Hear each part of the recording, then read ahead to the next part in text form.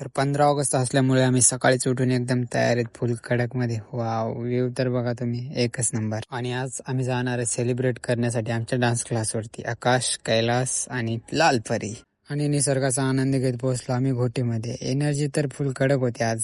आणि हा आहे आमचा डान्स स्टुडिओ. या छोट्या पोरांना बघून शाळेतले दिवस आठवले राव. आणि राष्ट्रगीत करून सर्वांनी झेंड्याला वंदन करून झेंडा फडकावला. सर्वांना स्वातंत्र्य दिनाच्या हार्दिक शुभेच्छा. आणि आता म्हणलं चला नाश्ता करून येऊ थोडासा.